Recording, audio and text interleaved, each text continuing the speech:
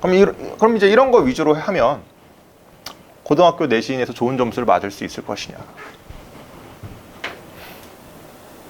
안타깝게도 요 정도 되는 걸로 고등학교 시험지에 있는 문제는 한 절반 정도 풀 수 있는 것 같아요. 네, 안녕하세요. 이번에는 고등학교 수학시험은 왜 어려운가에 대해서 이야기를 드려보고자 합니다. 아마 제 영상을 좀 이제 보시는 학생 혹은 학부모님들은 일단 기본적으로는 어느 정도 선행도 조금 되어 있고 공부도 열심히 하고 있을 가능성이 높다라고 저는 좀 믿고 있거든요. 근데 이제 그 상황임에도 불구하고 막상 이제 고등학교에 와서 수학 시험을 보면 생각보다 그러니까 원했던 어떤 결과가 나오지 않을 가능성이 조금 더 높아요. 안타깝게도. 왜 그런 일이 일어나는지 조금 차근차근 이야기를 해보고자 합니다. 일단 한번 좀 굉장히 좀 어찌 보면 추상적인 이야기를 한번 해볼게요. 고등학교 수학은 과연 어려운가? 자, 어때요? 고등학교 수학은 어려운가요? 공통수학 상, 공통수학 하, 수원, 수투, 미적분. 아마 구교육과정 상으로는 아마 이렇게 들었을 겁니다. 지금 좀 선행이 많이 되어 있는 친구들은 이제 현재 교육과정으로 말하면 고2거인 대수, 미적분원, 아마 이제 수능 시험 보면 확률과 통계가 들어갔으니까 확률과 통계. 근데 진짜 많이 한 친구들은 미적분 2까지도 했을 수도 있었겠죠. 근데 과연 그러한 것들이 개념이 어려운 것인가? 이 부분 조금 고민을 해봐야 되거든요. 고등학교 수학이 과연 개념이 어려운가?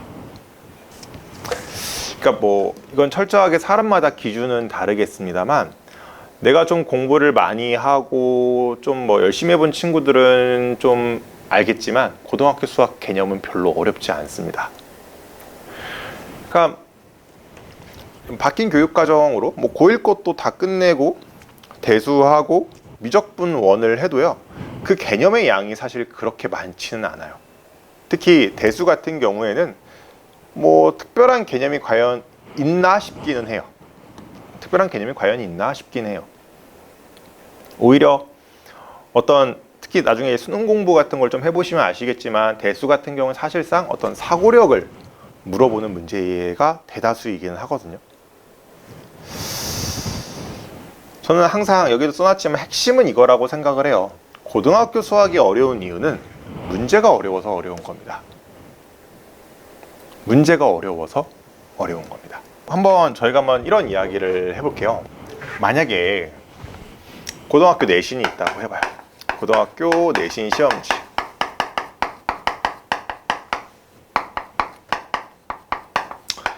이게 왜 어려울까요? 도대체 왜? 공부를 그렇게 많이 했는데 그러니까 이제 물론 정말 공부도 열심히 하고 잘하는 친구들도 저도 존재한다는 건 알지만 잘 생각해보면 그래봤자 중학생이거든요. 그래봤자 중학생인데 한 바퀴 돌렸다, 2바퀴 돌렸다 라고 해도 그래봤자 어떤 시중 문제집 정도 해결을 하고, 시중 문제집. 고등학교 거 제일 많이 하는 게 센이죠. 센. 이런 거 수학의 바이블, 수바. 일품. 1등급 수학. 이런 것들 열심히 여러 번 돌렸을 거 아니에요. 그래요. 마플 교과서도 있겠다. 마플 교과서. 자, 이런 것들 이제 열심히 공부하면 고등학교 내신 시험 점수가 잘 나올 것이냐.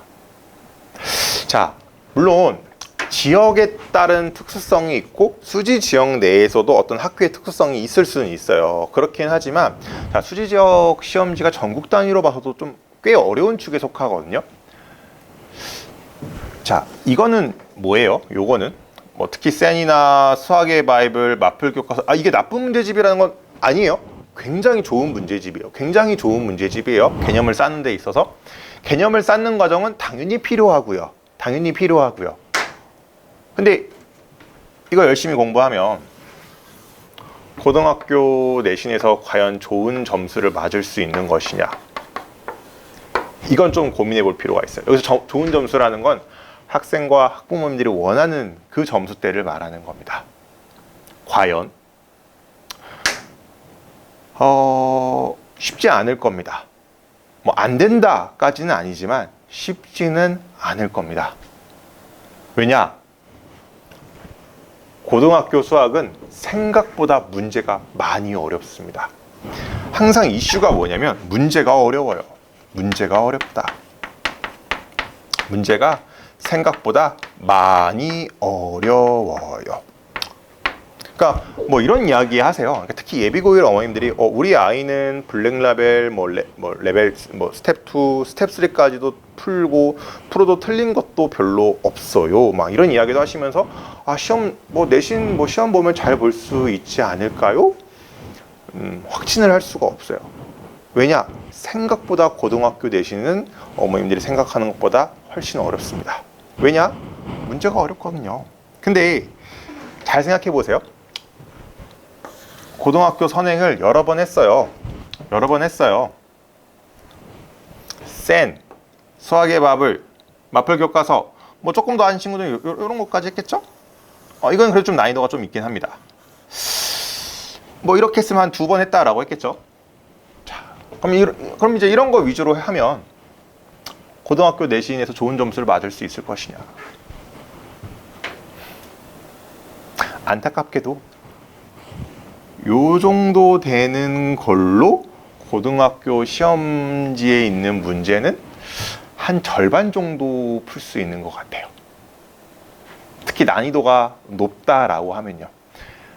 수지 지역이 전국 단위에서도 시험지의 난이도가 꽤 높건, 특히 홍천고 같은 경우는 정말 난이도가 높긴 하거든요. 수지 풍독도 높은 편이에요. 사실은 엄밀히 말하면 굉장히 높은 편에 속한다라고도 할 수 있거든요. 이런 거 풀면 잘 풀 수 있느냐라는 거죠. 혹시 핵심을 좀 이해하셨나요? 고등학교 내신 시험지를 잘 풀려면 생각보다 굉장히 난이도가 많이 높은 문항을 빠르고 정확하게 해결할 수 있어야 돼요. 그러니까 이렇게 이야기를 드릴게요. 블랙라벨에 있는 레벨 3에 있는 문항, 스텝 3에 있는 문항을 그냥 밥 먹듯이 풀 수 있어야 돼요. 그냥 아무렇지도 않은 거예요. 그냥 그런 걸 푸는 것 자체가. 그래야 1등급을 쟁취할 수 있다는 거죠. 겁먹을 건 아니에요. 겁먹을 건 아니고, 분명한 점은 중학교에서 센이라든지 수학의 마플 이런 거 2번 정도 돌리고 났다라고 하면 고등학교에 와서는 이걸 바탕으로 내가 어떻게 하면 어려운 문제를 해결할 수 있는지를 조금 더 집중을 해야 돼요. 그러니까 고등학교 수학의 어려운 본질은 내가 어떠한 고등학교 수학에 대한 개념을 아냐 모르냐의 이슈가 아니에요.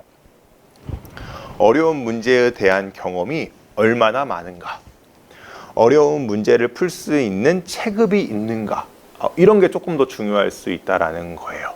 그러니까 저희가 흔히 말하는 교육청 4점짜리, 교육청 킬러 문항들, 그런 것들을 좀 꼼꼼하게 잘 해결할 수가 있어야 된다라는 거죠. 그러니까 학교 기출들 같은 거 보면 객관식 같은 경우에 보면 객관식 앞자리, 그러니까 두 자리가 아니라 8번, 9번 때부터 교육청 4점짜리가 시작이 되거든요.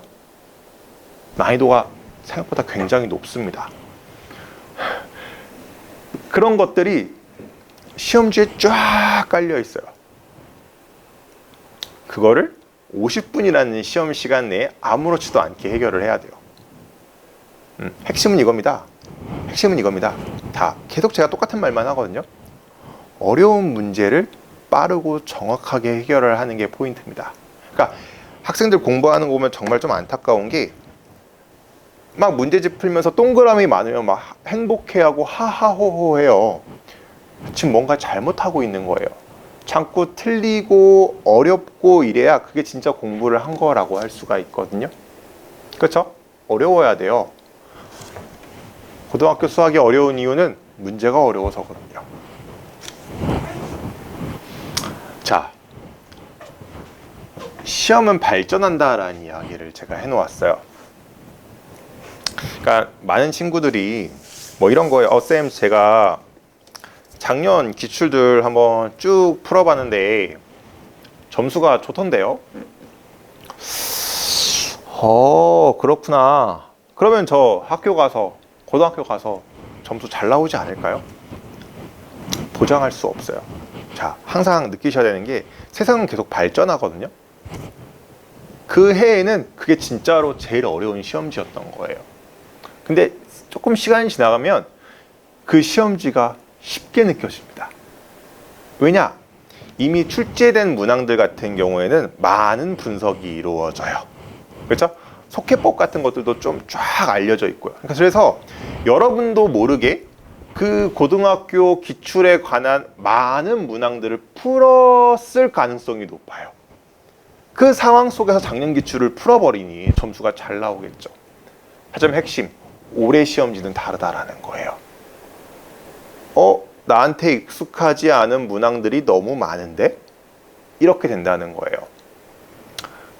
그리고 결정적이죠? 긴장감이 달라요. 집에서 푸는 거랑 심지어 학원에서 푸는 거랑 학교에서 푸는 거랑 그 긴장감 자체가 다릅니다. 그러니까 예를 들어서 학교에서 학원에서 풀고 특히 집에서 풀면 문제 풀다 막히면 그럴 수도 있지라고 하고 넘어가겠지만 학교에서 시험 볼 때는 그렇지 않거든요. 뭔가 자기의 무언가가 달린 것 같거든. 그렇죠? 자, 제가 이런 이야기를 드리는 이유는 겸손하게 공부를 하셔야 된다라는 걸 좀 강조하고 싶었던 겁니다. 작년 기출 풀었다고 점수 잘 나온다고 너무 좋아하실 필요는 없어요. 작년 기출 같은 것들, 그러니까 참 기출이라는 게 정말 신기해서 그 해에 유행하는 문제들이 존재하거든요. 주로 이제 최근 걸 많이 내니까 그런 일이 벌어지긴 하겠지만, 그러면 그런 기출들 쭉 계속해서 풀다 보면 당연히 점수는 계속해서 오를 수밖에 없습니다.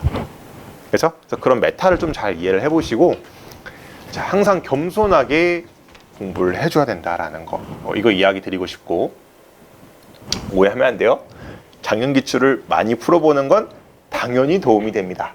다만 그 점수를 가지고 나는 되게 잘하는 학생이구나 라고 이렇게 겸손해야지 으스으스 되면 안 된다 라는 이야기를 좀 드리고 싶었던 거예요. 자, 어떻게 대비해야 하는가? 자, 고난도, 최고난도 문항을 꼭 도전해 봤으면 좋겠어요. 그러니까 학생들이 항상 이렇거든요. 그러니까 어떤 개념 문제가 있고 고난이도 문제가 있으면 여기 사이를 메꿀 수 있는 어떤 문항들이 존재하지 않을까라고 되게 막연하게 생각하는 경향이 있어요. 그러니까 물론 어느 정도의 다운그레이드를 해서 경험을 조금 시켜줄 수 있는 방안이 있기는 한데, 결국 이거잖아.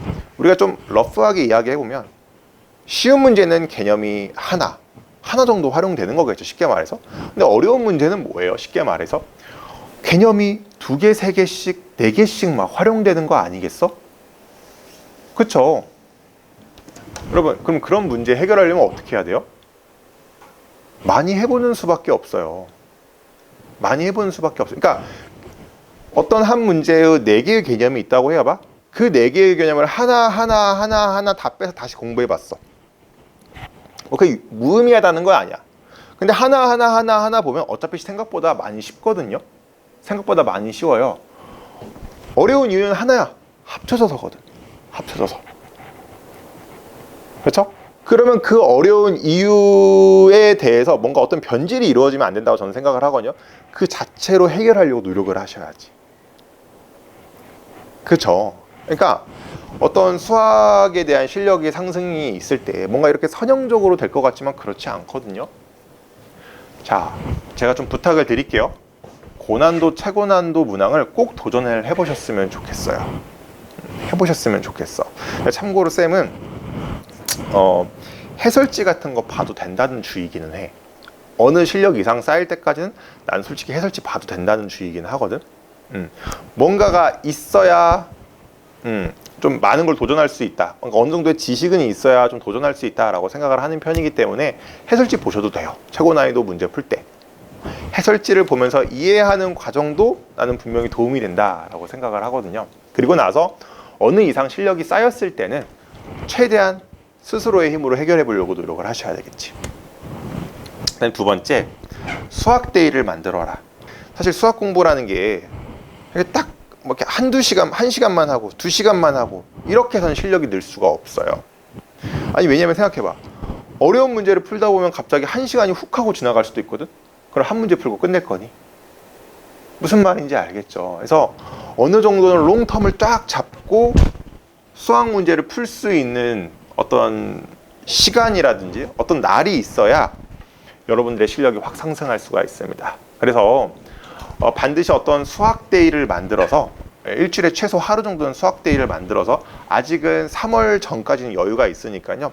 수학에 몰입할 수 있는 날을 좀 만들었으면 좋겠어요. 그렇죠? 자, 길게 많이 학습하셔야 결국 실력이 늘게 됩니다. 자, 이번에는 좀 효율편을 이야기를 해볼게요. 자, 결국에는 막판에 가면 어느 정도는 효율을 좀 취급하면서 문제를 해결해야 되는데 간단해요. 최근 기출, 최근 교육청 문항에 조금 더 예민하게 반응해 보실 필요가 있어요. 그러니까 아까도 말했죠. 자, 이런 거예요. 작년 시험지와 올해 시험지가 다른 가장 큰 이유가 뭘까요? 가장 최근에 나온 교육청 문항이 없거든요. 무슨 말인지 알겠어요? 자, 두 번째, 학교 프린트를 정말 깊게 분석해 보셔야 돼요. 정말 깊게 분석해 보셔야 되거든요. 쌤이 이렇게 놨죠. 일종의 자극과 반응 형태로 고려해 보자. 그러니까 이게 뭔 소리냐면 이거예요. 이 문제가 원하는 바가 무엇이냐? 그게 자극이고요. 반응은 뭐냐? 그럼 내가 이거에 대해서 어떤 도구로 해결할 거냐는 거야. 쌤이 아까 사실 수지고 거를 분석을 했는데 약간 이런 거거든. 어떤 두 원이 있어요. 두 원이 있는데 접선의 기울기의 최대와 최소를 구하는 상황이야. 자, 이게 무엇을 원하는가 하거든. 그때 어떻게 반응할 것이냐. 공통 내접선이라는 것을 먼저 의심해 본다. 이게 반응인 거지. 아시겠습니까? 네. 그러니까 여러분 오해하면 안 돼. 수학은 뭐 논리가 있고 그런 학문은 맞아. 근데 여러분들은 지금 수학 시험을 대비하는 거야. 수학 시험을 대비하는 거예요. 50분이라는 정말 짧은 시간 내에서 해결을 할 수가 있어야 돼. 그래서 어느 정도는 암기적인 요소가 반드시 있어야지만 시간 안에 해결할 수가 있어요. 물론 이제 여러분 본인이 막 엄청 재능이 있고 엄청 똑똑하면 그럼 이제 여러분 마음대로 하세요. 근데 그렇지 않은 학생이고 평범한 학생이라면 자, 내신이라는 거는 굉장히 시간이 부족하고 타이트합니다. 자극과 반응 수준으로 할 수 있도록 어느 정도의 암기적인 요소가 추가가 되어야 된다라는 것을 잊지 않아 주셨으면 좋겠어요. 아시겠죠? 자, 오늘 여기까지 하겠습니다. 감사합니다.